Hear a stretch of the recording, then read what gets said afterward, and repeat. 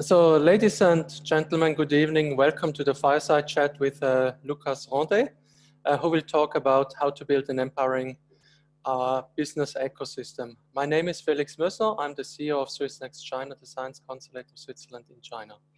Swissnex is present in 5 locations around the globe: Boston, San Francisco, China, India, and Brazil.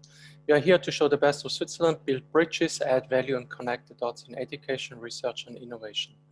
One of our activities is the Fireside Chat, which we started 2 years ago together with Swiss Jam. The Fireside Chat is a format where we invite seasoned Swiss speakers to share their insights and experiences in China. So past speakers, and we are extremely proud to have this collection of speakers already in our pipeline, is Kurt Harry, Daniel Häuser, Urs Martes, and Bertrand Senwald. This Fireside Chat series is a collaboration between Swiss Jam Shanghai with Peter Bachmann and his team, and Swissnex China with Florian and Nicole from my team, who both worked extremely hard to organize today's webinar. For us, it is the first time to have a webinar for a Fireside Chat due to the current COVID-19 crisis. Now it is a pleasure to introduce Lucas Rondez. Lucas is the founder and CEO of Nihab Innovation Center, a startup acceleration and incubator. Lucas is a successful foreign entrepreneur in Hangzhou and received a rare green card for China. He has over 15 years of experience in financial services, such as Penang, Bank of Hangzhou, and UBS, before becoming an entrepreneur. But before giving the floor to Lucas, I would like to mention that we have a Q&A function in Zoom. So you see the function on the bottom of your screen. Lucas asked to make this talk very interactive. So please ask your questions in this box, and we will ask the question during his talk. So also at the end, we will have an opportunity to have a Q&A to place more questions. So with the following statement: in the West, everything is easy, but nothing is difficult, but nothing is impossible. I would like now to give the floor to Lucas. Thank you very much.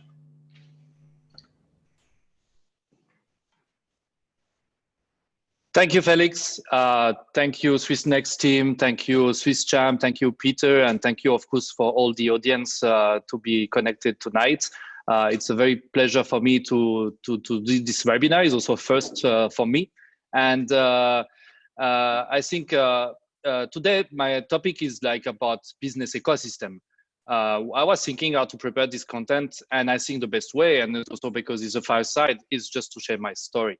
So I will be very, very storytelling. I will talk a lot about myself, which I normally don't do because I hate to talk about myself. I love to talk about you. And I think today, I hope that I will give some tips about how I build my ecosystem in China. And I hope that I will have, through this webinar, the chance to have more talk with you guys later on one-to-one or one-to-plus basis.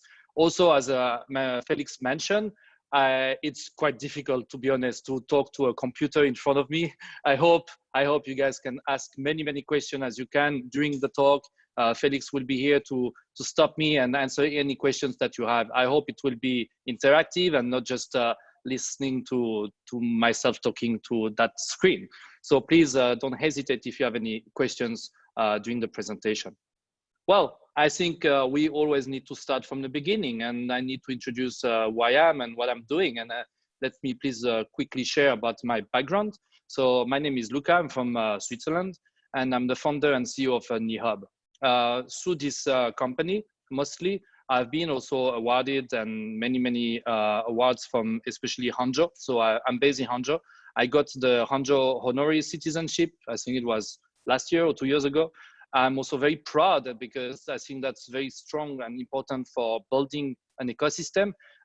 Today, the vice president of the Hangzhou Youth Entrepreneur Association, which includes more than 300 companies from the city of Hangzhou, and most of them are the best and most successful company.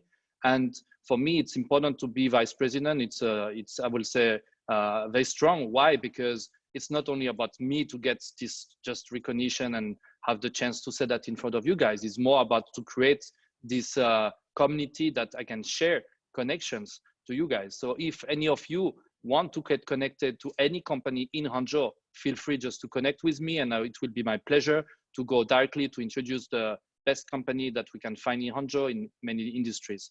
Also initiate the Hangzhou International Entrepreneur. As I'm sure you all know, today China is very, very open to attract international entrepreneur in China, and Hangzhou is definitely on the top of this support, and to make sure that we get access to the information, but also access to all the support that we need. I created with other folks these associations to make sure that we can share the resource and the information.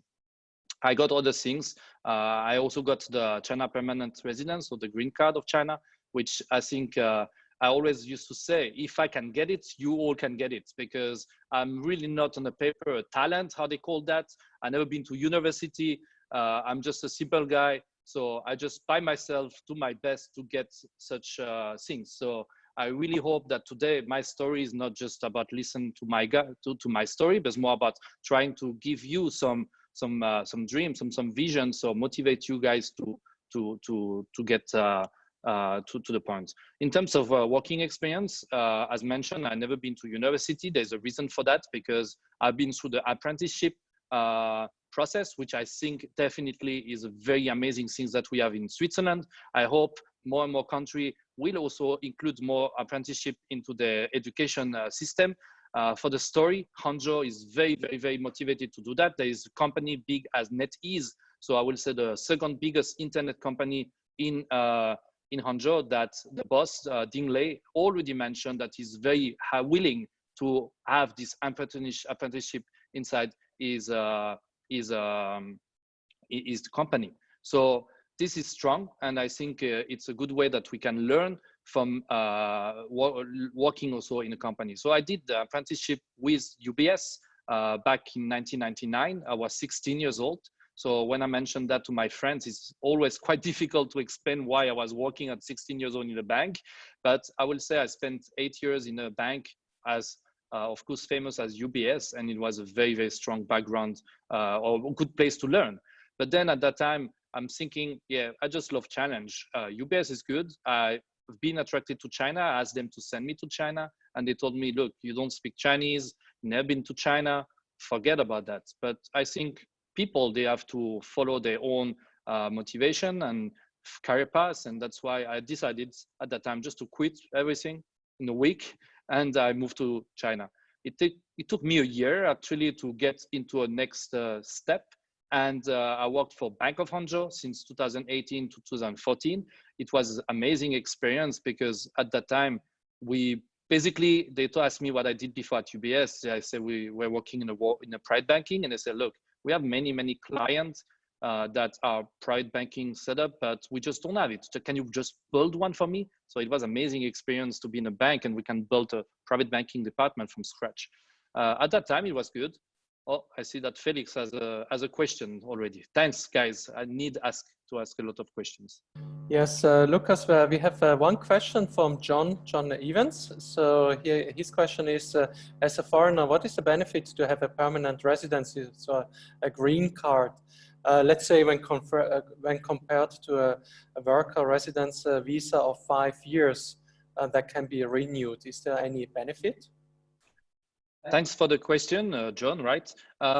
Actually, to have a green card is there's advantages and inconvenience. I would say for the advantages is that you don't need a visa anymore. So I don't need to renew any visa. So I have this card, which is same as a Chinese ID card, similar, that I can use to get in and out of the country.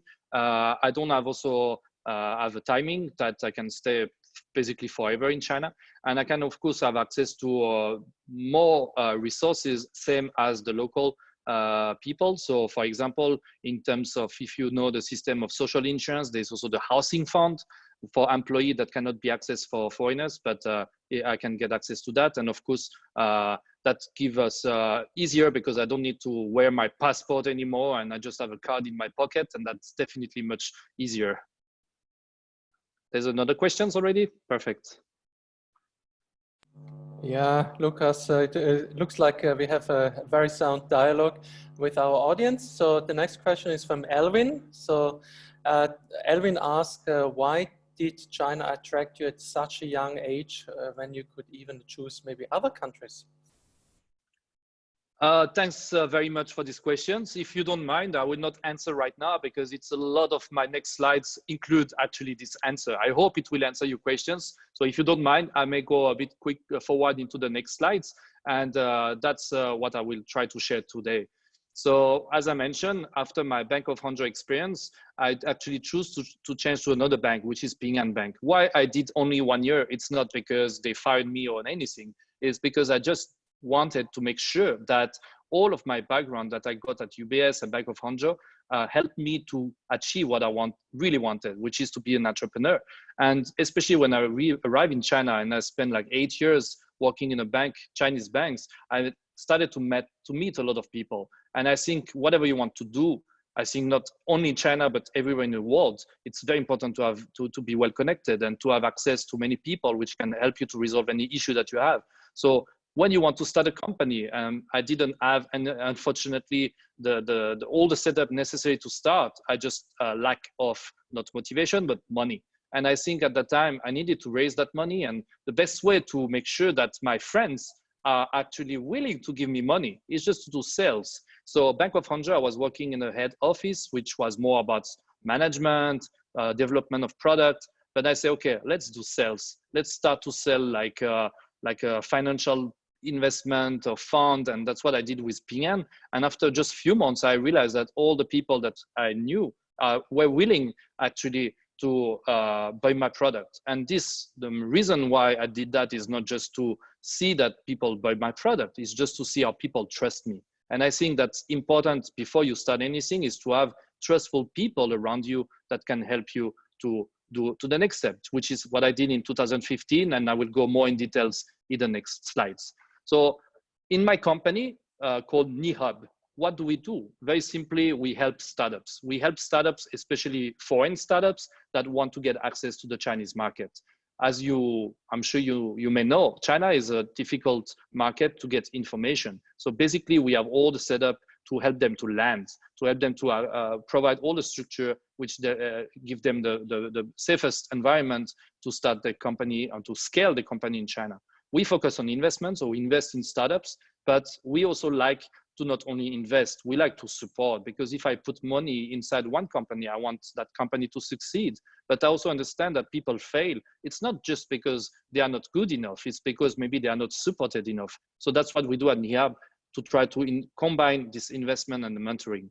So very quickly, I will not talk too much about my company, but very quickly, we work in early stage until the exit of the company. So exit for startups means that one company will maybe go listed in market or will be bought by another company. So it could be very quickly, especially in China. So at the early beginning of a startups, we work to help company to do the business registrations. We do training, mentorship.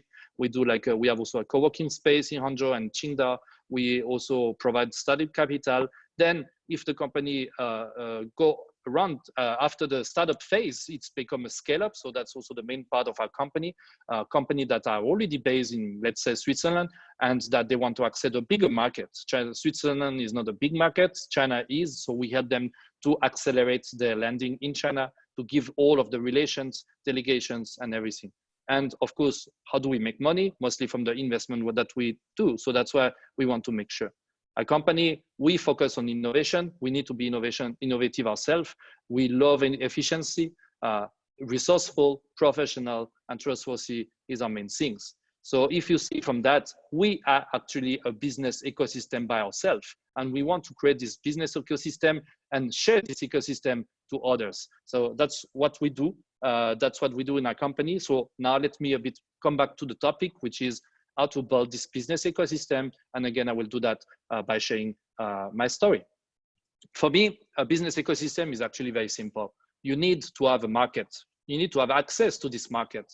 And even if China seems very open market like that. The thing which is important to understand is the market is already been taken by the big P, I mentioned it, the big corporate, the big businesses.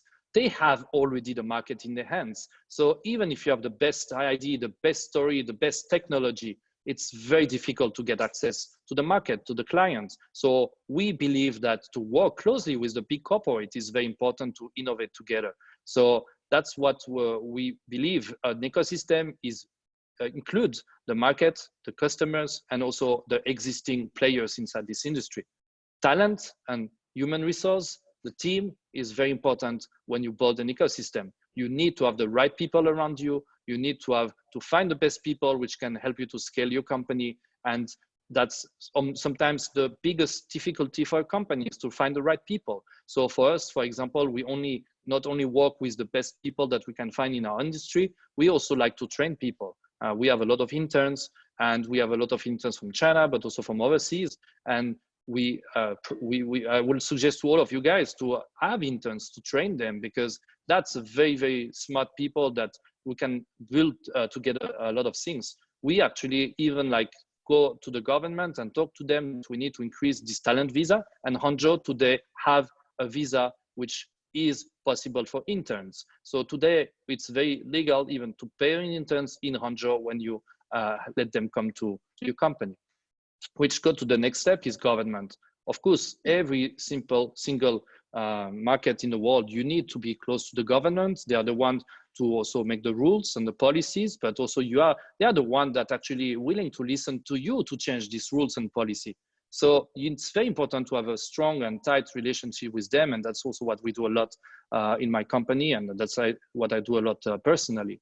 Finance industry is very important as well. As soon as you do business, you will realize that you need to work with bank, you need to work with venture capital, you need to work with all of these people around the financial industry, accountants, lawyers, and everything. We have a lot of them inside, for example, the Swiss Chamber of Commerce. And I think there's a reason, is because they are very important to build an ecosystem. We need to work very closely with them and each other's. Perfect. Felix, your turn for the question. Thank you very much, Lucas. We got a question from an anonymous person. So basically, the question is, Shanghai is perceived as the finance center. And looking now at your slide, you also mentioned the finance industry. So you're located in Hangzhou, but would you also see maybe to have your strong connections to Shanghai, or even work in Shanghai? So this is the question. Thank you, Anonymous. I totally also open to answer questions to anonymous people. I will just think that it's actually a good chance to promote yourself. I will talk that a bit later, but put your name on it. Put your name. We need to know you. We need to connect with you. So, but again, feel free to keep anonymous if you want to ask the questions.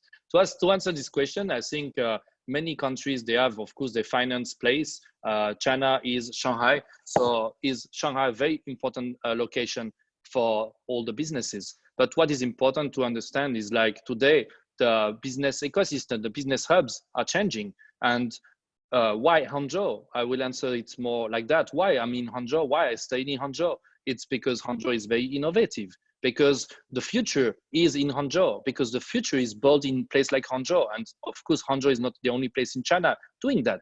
And I think for us, it's important to be close to this innovation, close to the market that are willing to get into new things. We work definitely closely with Shanghai, but for the story, when we work with VC before, it was very difficult to meet a VC in Shanghai by being a Hangzhou company. Today, actually, the VC from Shanghai, every single week, they are at least 3-4 days of the time in Hangzhou. So they also realize that the businesses and the startups and the innovation is not anymore in a big place. So Shanghai, definitely a very, very important place for China. But I think for what I'm doing, for building ecosystem, it's not the most relevant. Also, I will also mention that later, when it's too big, it's difficult to get connected. When it's smaller, then it's actually much easier to go and close to all of the different layers of this ecosystem.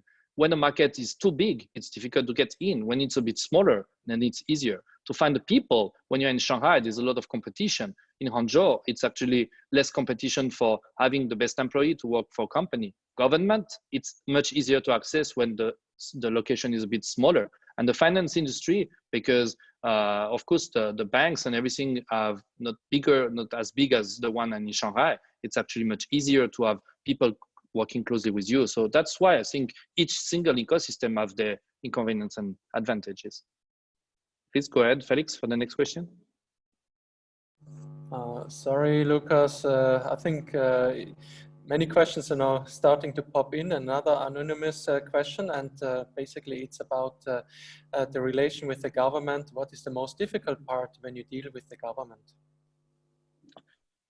Thanks for this question. I think you give me again the opportunity to move to the next slide, because that's what I will talk a lot in the next slide. So if you don't mind, I will first share my slides and introduce, and maybe if I didn't answer your questions, I can come back a bit later.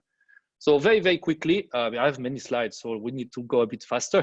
I'm from where? I'm from Jura. So if you know Switzerland, Jura is not the place that you will put in a map when you talk about businesses. So when I say I'm from Jura, is because I think everyone has their own background, and we may come from very rich family or very poor family or whatever family, but I think everyone has very, very strong a good part. And for me, I think what I got the most from that time is my educations I got from my parents. They always supported me to do what I like, to do more than I can do. And I think I was doing a lot of sports at that time. If you can see from now, I lost this sport shape. And at that time, I think I sweat a lot. I sweat a lot by trying to always be the best and doing the most. And actually what is important is like whatever you do, and especially when you come to China, you need to be ready to sweat. You cannot get things done right away. You cannot be the best. You cannot have the best record if you don't sweat a bit. You need to train. You need to do a lot of things. So training is important. It's what I did with UBS. I think I learned basics. I learned the basics of learning about some product. Also, I learned the basics about how to work in a company, how to work with your boss, how to work with your employee. And I thanks UBS, and I will thank UBS forever, because they are actually kind of my second family, and they teach me many things. After that, my only issue is like China, Switzerland, were just were moving a bit slowly for me. So I had the chance at that time that I had the opportunity to visit China in 2015, and I just loved it. I loved it to the point that I just basically quit everything, as I mentioned before, and I moved to China. This is actually my personality. I love challenge. And why I moved to China is because I love challenge. So my picture on the right, which was for sure photoshopped many times, has actually been taken when I was working for Bank of Hangzhou. To be honest, when you work for UBS and you change to Bank of Hangzhou, you can expect many, many challenges there. And it's what I like. And that's what I'm doing every day. So let me go forward. After that time on the banking, I already mentioned with that, I started my own company. I started a company called Nihab, which was actually a mobile application that we built for foreigners living in China. We actually had very, very good tractions. We had a lot of numbers of users in a company. We just did too many mistakes, millions of mistakes. And I think it's normal to make mistakes because you learn like that. So basically for us, the biggest mistakes is to have a good product, but not enough thinking about how to make a business, a revenue model, a business model around that. So we learned from that. At Nihab, I had the chance as well to raise some money from Chinese investors. So if you look at the picture, they're all Chinese, and I raised, it was like 10 million RMB at that time, 2015, that I raised to open my company. Again, I used that money and I use it for many reasons with many, many mistakes. I built my team too big, too quickly. I moved to a too fancy office. I did all the mistakes that the startup should not do. But the problem I have at that time is like, no one actually were actually telling me how to do that. So that's why I thought that by doing that, I need maybe to share my story and my knowledge to others. Just actually what I'm doing today with Nihab. I'm just trying to let people have access to all the resources I have, but also to not make the mistakes that I did. Then at that time, it was also a very strong experience to build a team. I think to work with a team is just amazing. And I think when you talk money talk, I think everything focused with the team. I had at that time more than 30 people, and it was just amazing. It was difficult because I used to say it was not a company, it was just a kindergarten, because they were all young, all amazing, they were all fresh, they were all with a lot of ID, but also the problems they had, it was kindergarten problems. But it was just amazing to have people working not for you, but with you actually to achieve your own dream. And your own dream becoming their dream is just an amazing thing. And I think whatever I'm doing, you need to be close to people that share the same spirit and the same motivation. Unfortunately, the problem is like when things do not go well, but you need to be ready as well. You need to fire them. And I fired my team. And to be honest, that's, I think, my first worst day of my life. I basically had 30 people in my team, and I opened a meeting and I had to fire 25 of them in one meeting. I can tell you that day it was not just fun and funny, but unfortunately it's something that you do. But when you have no team anymore, when basically you have no company anymore, when you have no money anymore, most of the people have different choice. Some people may kill themselves, some people will just go back home. But no, for me it's not the same. For me it's like, just let's do again. Let's persevere. Let's start again. And what I did exactly the next day. If you remember, I mentioned I had 30 people team and I actually fired only 25. I kept 5, or yeah, I think 5 in total. And we start again. And what did we do? We did Nihab. Why? Because we realized we did many mistakes, and we realized that everyone is doing the same mistakes. So for us, actually, we actually love problem. I'm very like, I'm just a guy that are always trying to find problems, because if you don't have problems, you just have nothing to resolve. And that's what I love to do every day. So I think the key is just to persevere. And if you persevere, you are very, very close to success, or you will already be successful. And that's part of my story. I try to not make very big slides of numbers and table and things, because I try to make it a bit more fun and open and discussion.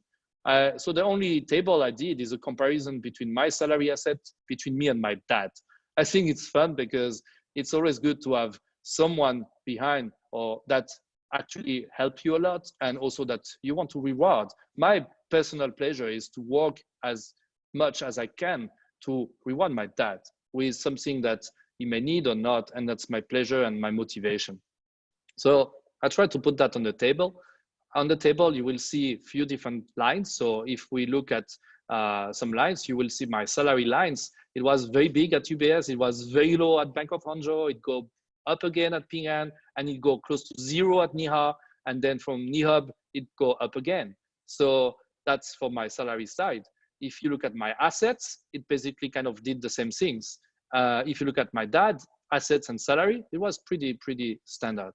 What I want to say here is like, we all have different paths. I'm not saying that what I'm sharing today is the path that everyone should do. Some people are willing to do this roller coaster. It's not easy when you have a family, suddenly to have a big salary and suddenly have no salary at all. So you need to be ready for that. You actually need to be ready to be an entrepreneur. It's not a choice, I think. It's something that you have inside.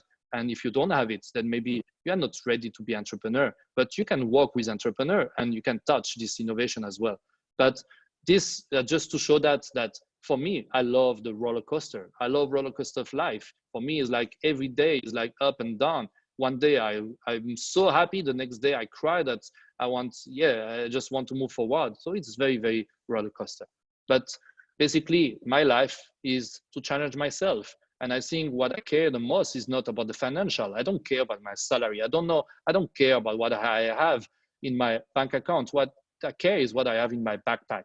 I have a lot of experience. I have a lot of contacts. And this backpack, I want to share with all of you. So please connect with me, connect with us if you want to have access to our resource, because that's only together that we can create the future. We can create innovation. And that's what I love to have. And I'm sure, and I believe that even we do that all together, everyone will have a very strong and good financial numbers in the bank account.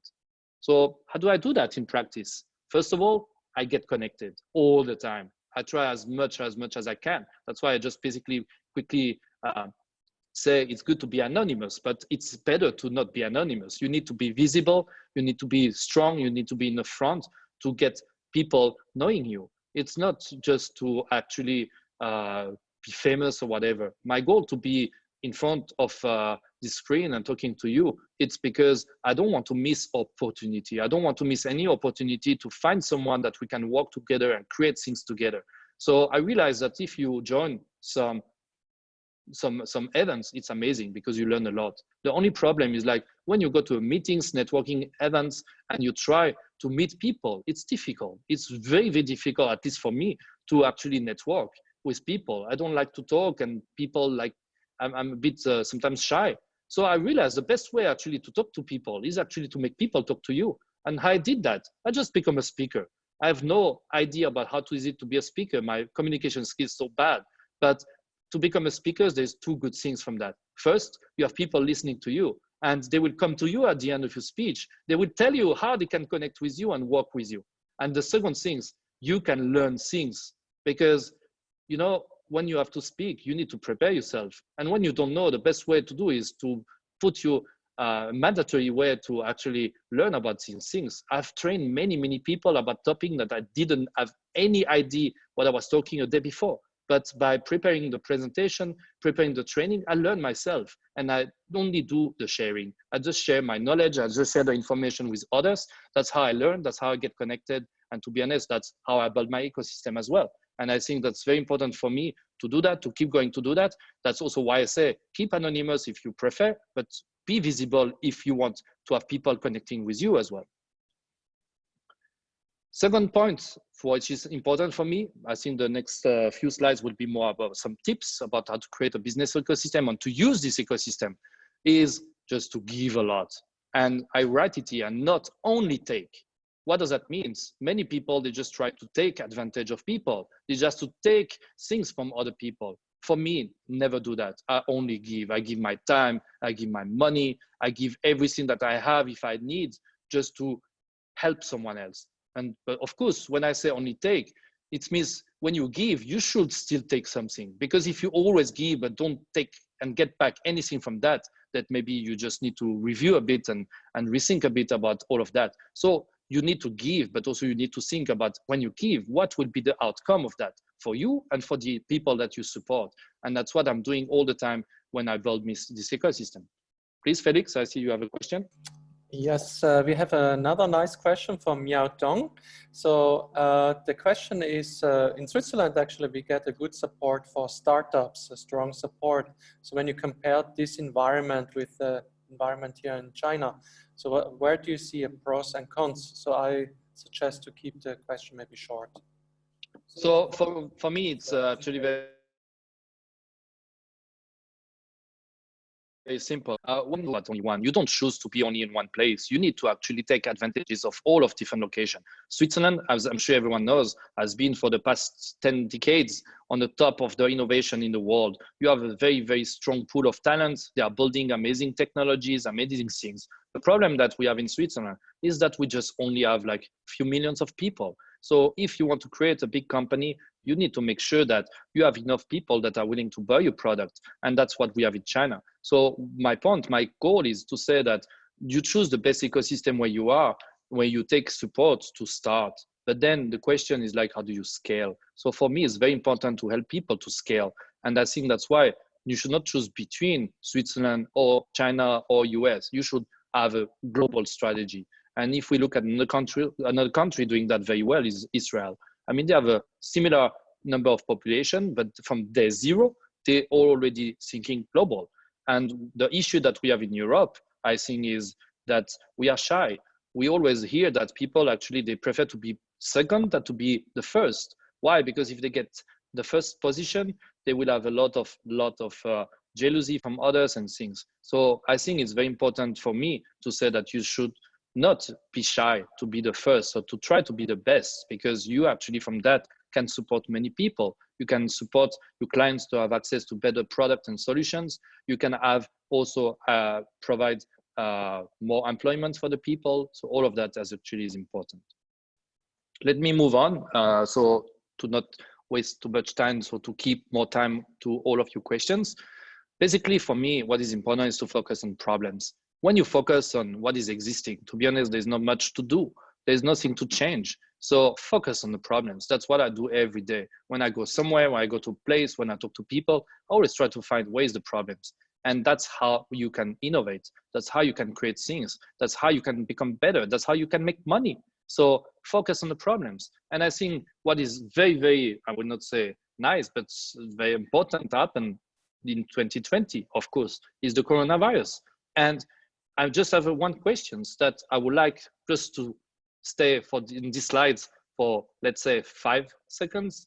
What did you do during these epidemics? What are you doing during that time? How do you restructure, or what do you think about that? To be honest, 99% of the people that I know just stay home, which is good. Stay home, please. Don't go out if you can. But when you stay home, what do you do then? And I stayed home for basically all January and February. But I didn't stay home just watching TV. I did because it was fun to watch TV when normally I don't have time. But I also spend a lot of time to try to think about where are the problems? Where are the problems, which means where are the solutions? Or what can you get from that?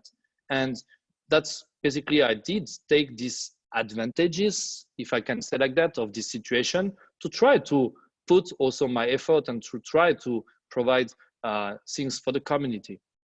So what I did, basically, okay, I realized many people, they struggle through this situation, especially the people community that I'm close to, the foreign community. So I did something just like that without any thinking. I say, okay, I see many people, they don't have masks. It was, I think, back in February. So what I did is basically I just found masks and I sent for free to them. I all deliver costs were by me, all masks were for free. And I didn't link that to my company. I did that just because I think everyone needs to have a responsibility for the community. And as I already mentioned, if you give and keep going to give, you will get back something. I honestly didn't have any idea what I can get back from that. But unfortunately, I cannot share that today. I can tell you I get much more than what I was expecting actually to get back. So definitely, it's good to do some good things for the community. I also help to get information because I think from my job and with all the business ecosystem, the biggest issue is not the way to handle stuff, is actually to get access to information and connections. So for me, I think it was a big chance to show that what I'm doing the best is actually simply just to get access to information and share that to the community. I did kind of a Wikipedia about the situation in Hangzhou, how to get quarantine, how to get out of quarantine, how to get back to the city and all of that. Because everyone is asking questions everywhere, but no one really answers the questions. So I take this opportunity to actually resolve issue, which is problems. I did in a way that I took advantage of that. To be honest, it's good to make nice things for the community.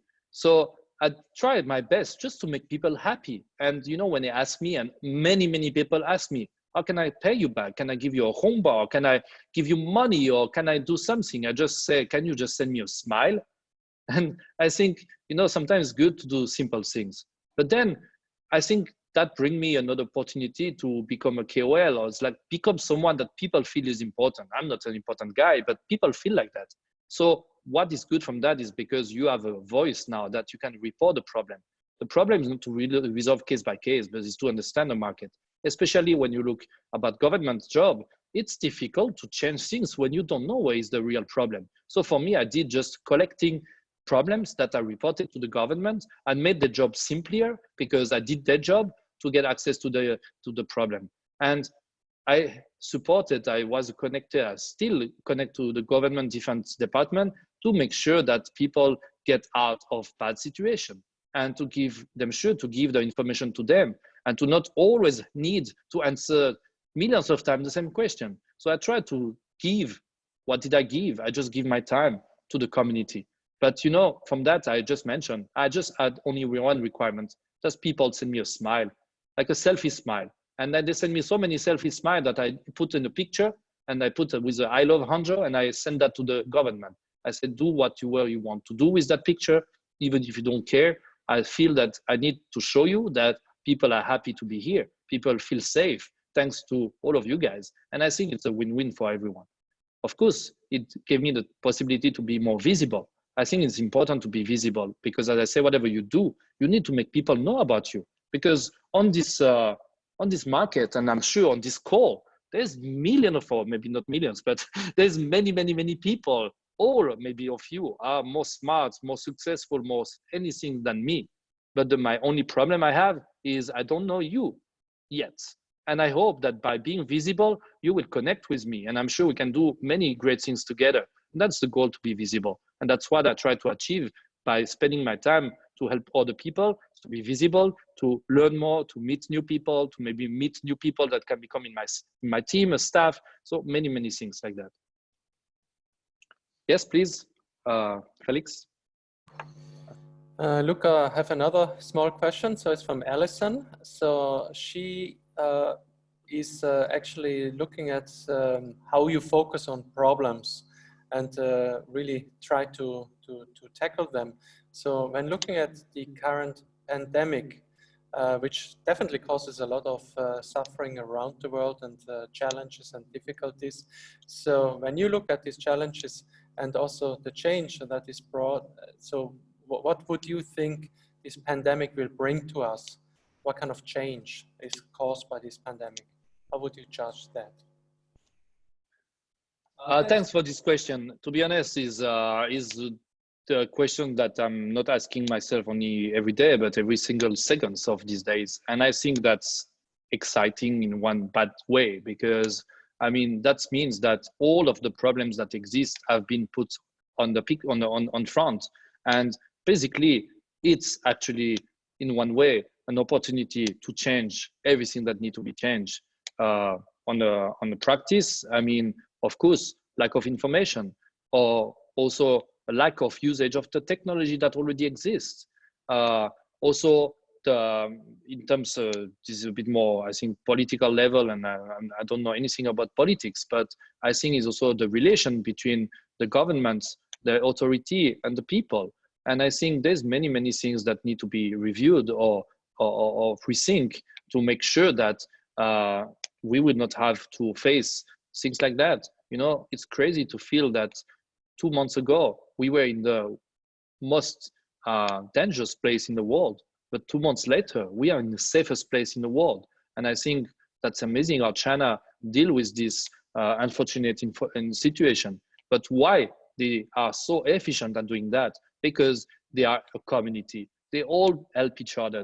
There are big groups of people, and there's 1.45 billions of people that are all working the same goal, is to kill this virus. And by staying at home, by wearing masks, by smiling inside the mask, I love to say that as well, I think it's important to support each other to fight something. But also the use of technology, I focus a lot about innovation, has been a very important key into this fight of the coronavirus in China. If you look about the QR code, if you look about, I have a good friend that is doing a company that do simple stuff, the notification that you receive on your phone. But all of these people have been very strong inside this fight, because by knowing where are the people and where the people went, they could control this epidemic much quicker than what we see today, what is going on in overseas. And I think there's of course, we can have a topic which I think I can talk for a week about that, about what can be done or what have been done in China and what we could learn in the West. I think basically everything needs to be changed. Everything, every structure, every way to use the technology, every way that we work with each others, the priority. I mean, I remember like 3 weeks ago, I told my mom, stay home.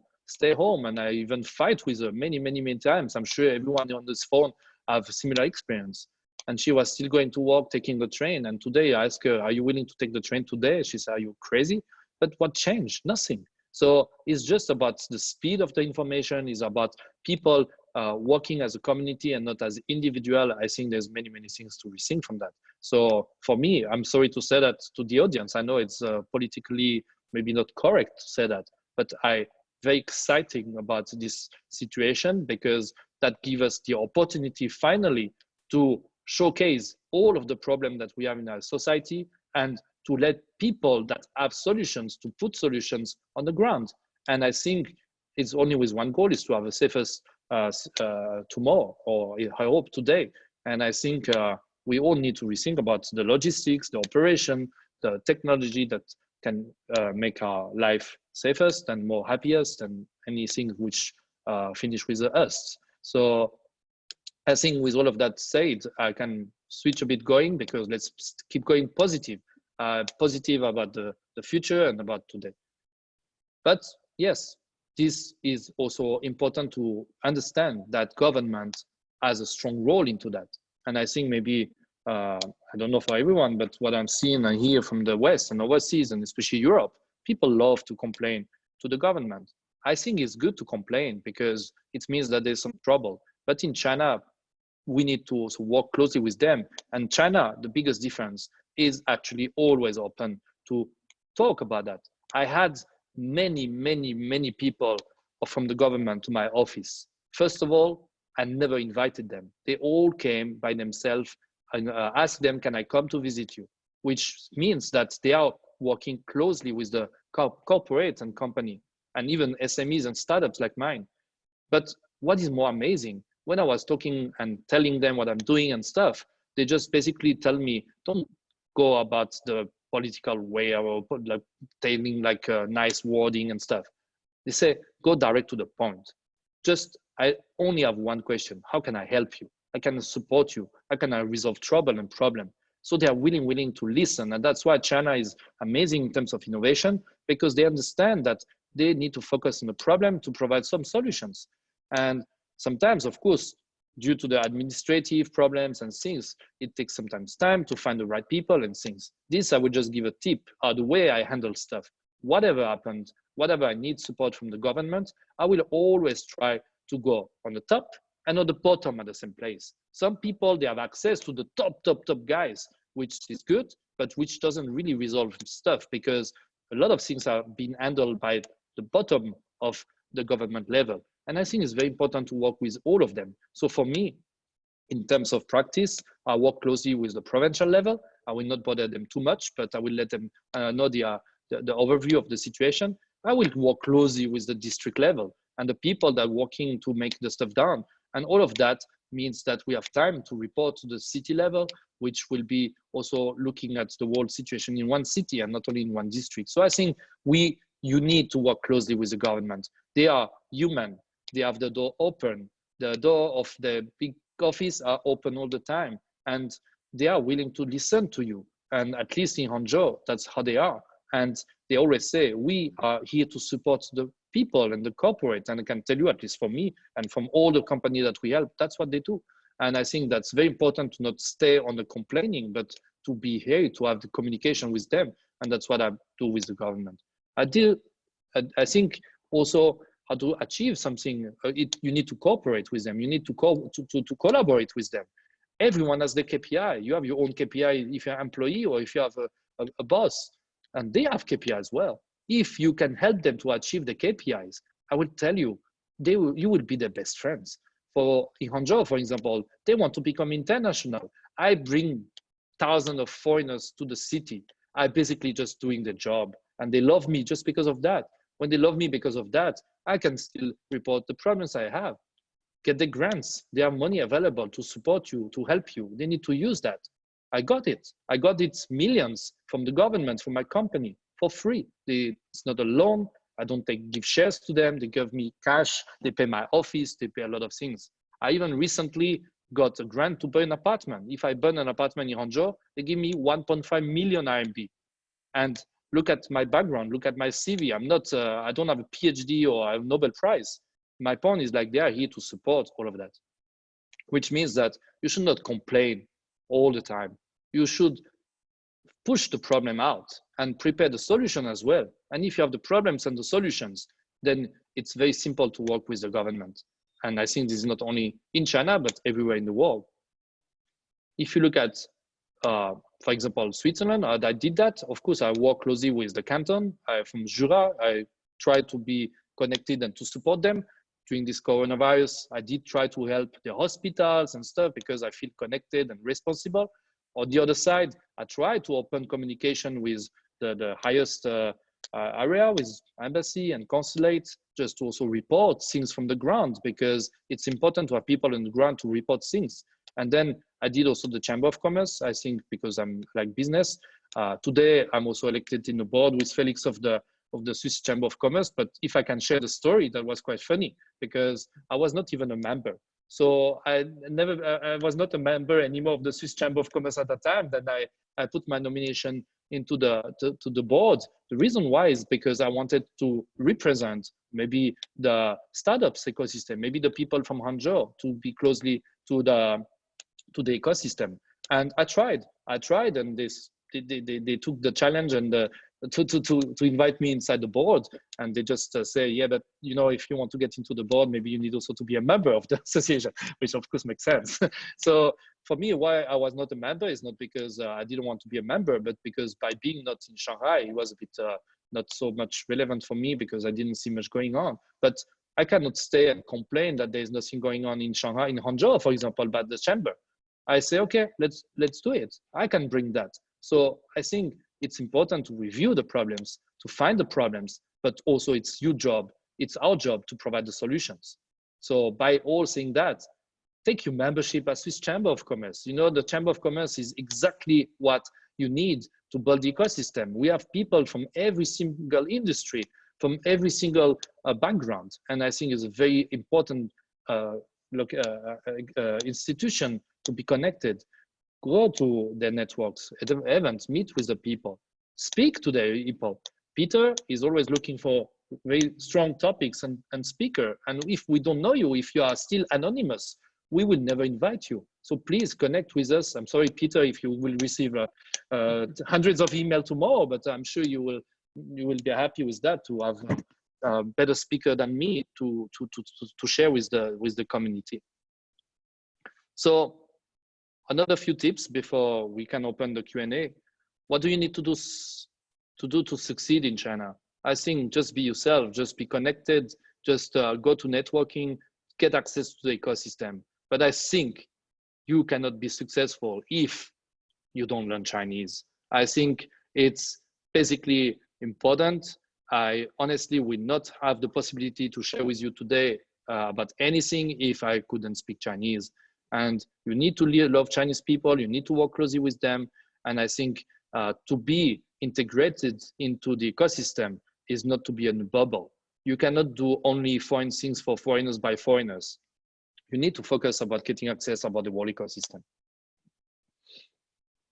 I mentioned many times, do not waste time to complain, because that will not change anything. It will don't just bother people. People will think they have not good friends by being your friends. Just stop to waste time to complain and people will be happy. But what you should do is spend time with people who are complaining, because they are the one with the problem. So you need to understand the problem of you and others. And if you listen to the complaint, then you can resolve things. And I can tell you, when you resolve things, you get whatever you want. You can achieve your dreams. If your dream is to be a boss or to have money or anything, you can get this by actually not resolving your issue, but resolving everyone's problem. And for that, you need first to understand what are the problems. So that's why I always spend all my time to actually try to rethink about situation, but also about other situation, because my situation is the one I made. But if I want to change my situation, I need to start to help people's situation and problems.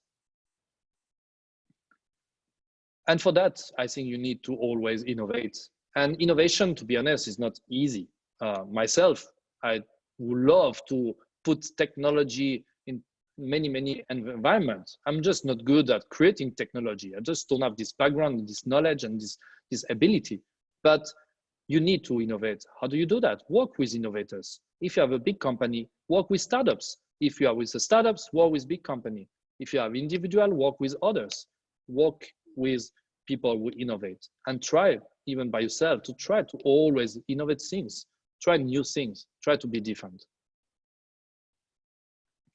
For that, you need also a team. I mentioned you need a team that it's not only about you. For me, I think, of course, you need many people. But just for my story, I think you need to have a relationship manager to be always close to your customer or the people that you provide solutions. So you need the one that to be always in communication with your customers. You should do that as well. You need a negotiator, because if you are too nice to try to resolve people's problems, then the problem is like you will not be nice with yourself because you will not make money. So very important to have people that are strong in negotiation on business to make sure that you can close deal.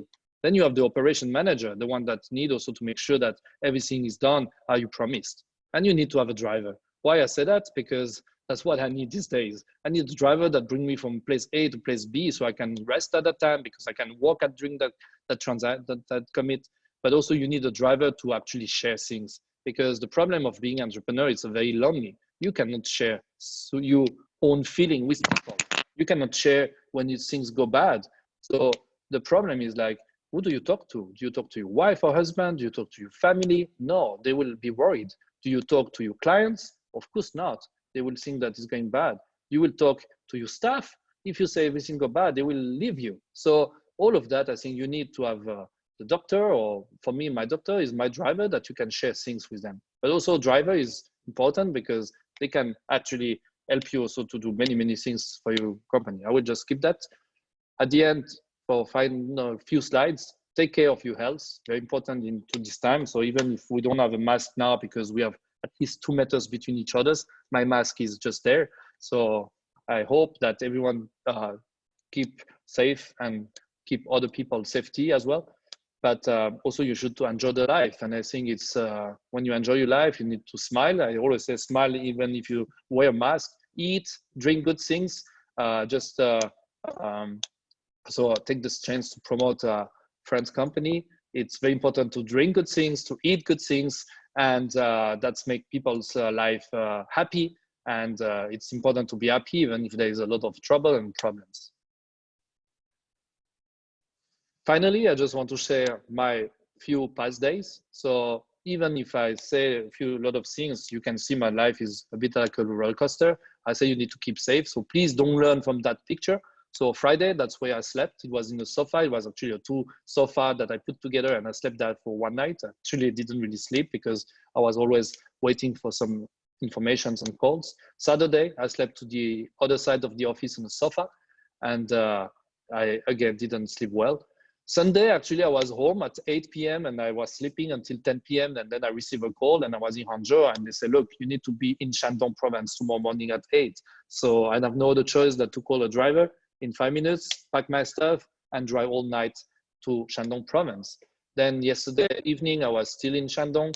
I walked, I had to book an hotel. I put everyone in a good hotel. Myself, the problem as a foreigner, I couldn't actually register any hotel room. They actually refused to let me in. So they put me in a very, very, very nice hotel room that, again, I didn't sleep very well. So that's also why I show that, because today maybe my talk or my presentation or my preparation were not perfect. I'm sorry for that. I hope that it still gives us the possibility to meet with each other in the future and to do things together.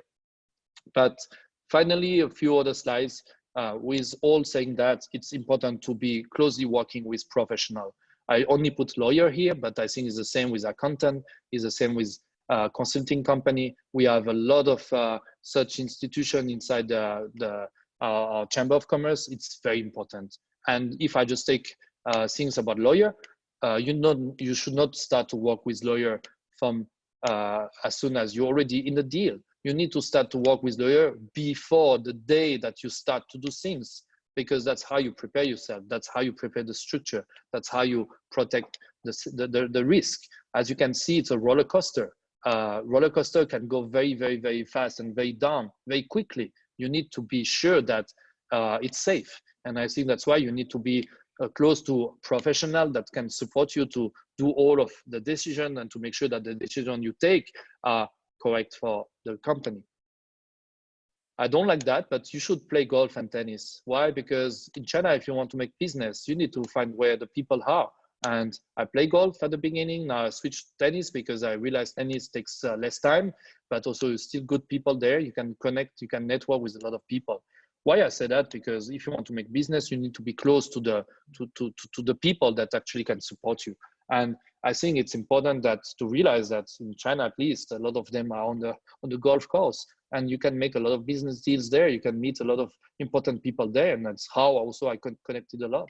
And I know it's expensive. And to be honest, I've been also to the point that I had to use my credit card just to even maybe pay the trip to the golf course. So sometimes you need to invest. It's not easy. You cannot just take no risk and expect a lot of things at the end. So here, I think it's important that sometimes you need to invest. You need to invest and take risk to expect an outcome that can help you a lot. Finally, I think it's close to the end. Be patriotic. You know, I realized by being in China that I love sometimes China more than Switzerland. I don't know why. I don't know why this feeling. And I think it's just because sometimes we are not enough a community. It's not about a country. It's beautiful. The country of Switzerland is, I think everyone understand and will agree that is one of the most beautiful paradise in the world. Why are we not enough saying good things about our country? Is maybe just because we don't realize the chance and all the beautiful things that we have in our hands. Be patriotic and let's build the community. Let's promote Switzerland. Let's promote Switzerland technology. Let's promote Swiss people. Let's support each other. And I think if we do all of that together, we have very amazing things to create. And let's think bigger. When we do that, we can do that with all Europe, with the whole world. I know it's strange or stupid to say like that, but that's what I try to do, is try to give a bit of change to this planet by trying my best to support the problems that we can find in this planet. Finally, I think that Felix mentioned that at the beginning, but I put that also in my slide. That's what I do. That's what I like. That's what I believe today the situation is. We always say in the West, everything is easy, but nothing is possible. In China, everything is difficult, but nothing is impossible. You may agree, you may disagree. Different situation may be different. What I want to say from here is like, there's only one way to create things to work with each other and to connect the West and the East and to work between China and Europe and start to try to fight to protect our own interests. Let's work together. Let's create things together. So like that, we can really develop a better tomorrow. It's all about ni. That's our quotes. Ni, it means you in Chinese. It's all about ni. I hope I hope we will have the chance to connect. I hope I had the chance to listen to your idea, to listen to your problems, and I will do my best to try to give my support. Again, I'm sorry to have sharing everything about my own story. I don't really like normally to talk about myself, but I said all of that just to try to get to the point that I cannot do anything by myself. I need to work closely with you. We need to work with each other. You need to work with others to build something. And if everyone support each other, we can really build an amazing ecosystem that we will put Switzerland, that we put China, that we put yourself in the top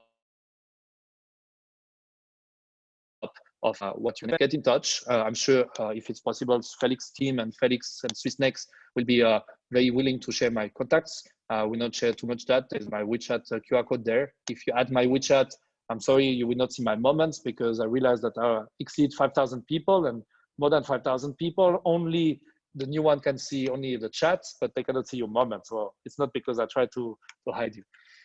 Thank you very much. I hope it was not too boring. I hope I tried to share a bit, and I hope that it can help you or support you a bit. Feel free to let me know if I can support more, and I will do my best for that. Thank you again to all SwissNext China team, Felix, also Swiss Chamber of Commerce, with Peter as well. And thank you to all our colleagues from the Swiss Chamber board, and hope to meet more and more members. Please get your membership, pay your membership if it's not done yet. And looking forward to not only meet through a webinar, but in person, and I'm sure it will be done soon. Thank you. So thank you very, very much, Lucas, for these deep insights. And you mentioned somewhere that you're not a good speaker. I'm not very convinced about that. I think that insights and the passion that you just brought during this webinar is literally unparalleled, and very, very much enjoyed. And yeah, so we are almost running out of time. Usually we have it for 1 hour, but I think we should give it an extra 10 minutes because there are so many cool questions that came in that I hate not to being answered. So maybe we can make a deal, Lucas. So one is short question, short answer. Do you think this would work in one way? Good. So one question is from Dewey, and it's also somehow linked with a question from John. And so basically in the past, when you looked at the past years, there was literally China speed. So, I mean, everything was happening very fast. And now with the COVID-19, with the crisis, when looking at the development of startups coming here to China, do you think, is it still, is it now a good timing for Swiss startups, for example, to come back to China? And what would you recommend to them? I was maybe you need to be on mute, sorry. I don't know. I can see my echo. Anyway, that's more technical. And let me answer this question. So to be honest, I think is even more the best time to come to China. And I was a bit worried at the beginning that I will maybe not have business anymore during the last part of the year. But you know, it was amazing to see that the government right away, they connected with me and say, look, we need to attract more people. We need to work with each other. So even more open than they were already open. And today, for example, Hangzhou, they started the new annual competition of foreign entrepreneurs coming to China. They put a lot of money on the table, a lot of grants, a lot of cash. And I think it's actually a right timing to do business with China.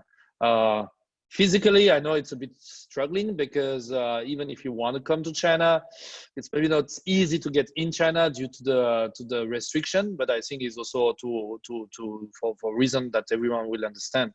But yes, even more important than before. Super. There's another question from Linda. So actually, Linda, she's asking, what is your biggest challenge that you have experienced so far? And on top of it, I mean, maybe you can only mention one. I think there would be some of a series to mention. But also, how would you earn the trust of among people from different backgrounds or even from different cultures? So basically, these are two questions. Yeah. So my biggest challenge, I think, is sometimes you don't have challenge.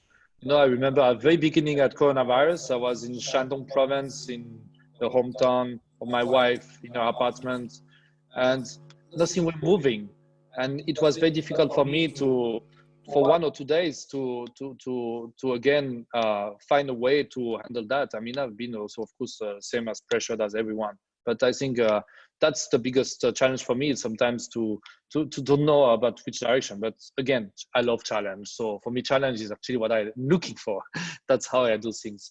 The second question was about, I forget already. How do you build trust? Oh, how do we build trust? I think that's very simple, very, very simple. As I mentioned already in the slides, give things to people. If you give things to people, they will learn about who you are. They will see the motivation, the reason why you're helping them. And from that part, you will get their trust.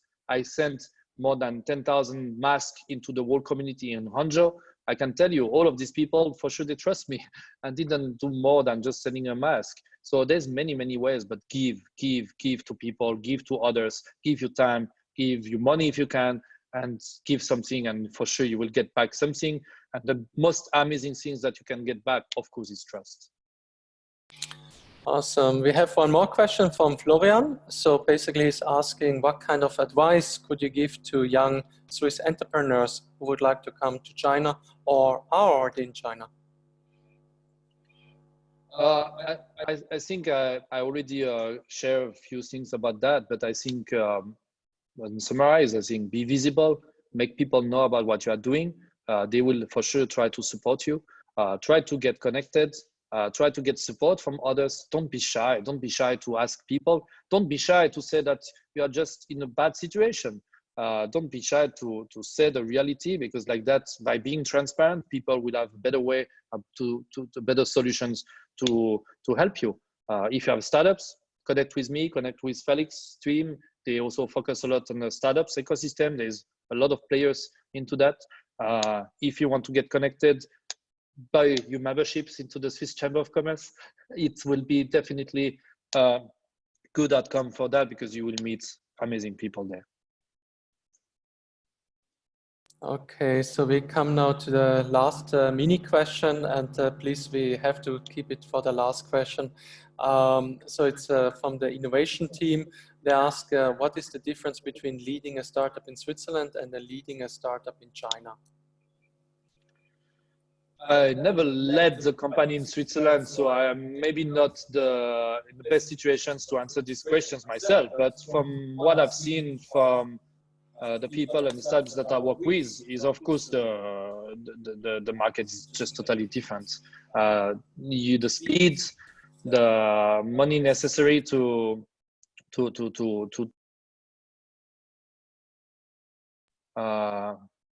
it's very important to realize that it's very different markets. So you need to adapt. I think let's not compare Switzerland with China, but I see wherever you go, even if it's going from Geneva to Zurich, you need to adapt. You need to adapt to the local ecosystem. You need to get connected to the local ecosystem.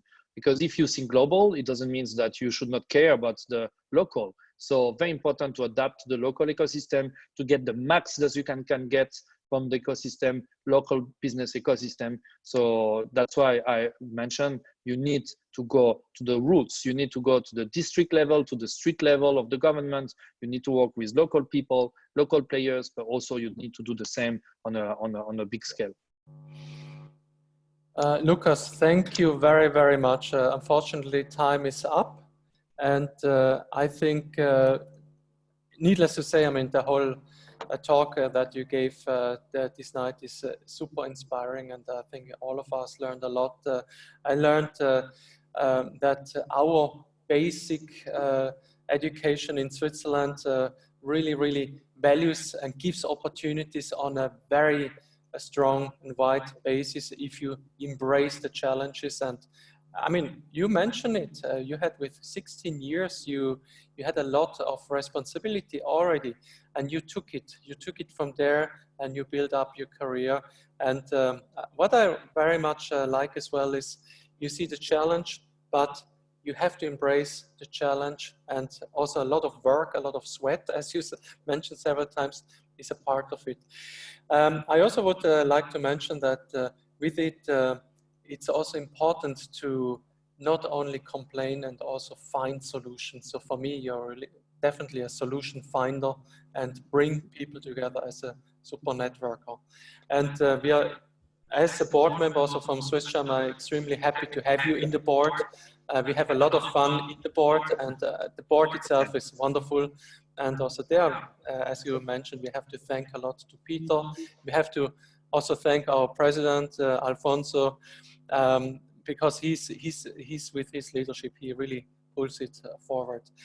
Please, our audience, connect with Nihab, connect with SwissCharm, and connect also with SwissNext. So these are the organizers of this webinar, and we hope that you will be back in the future.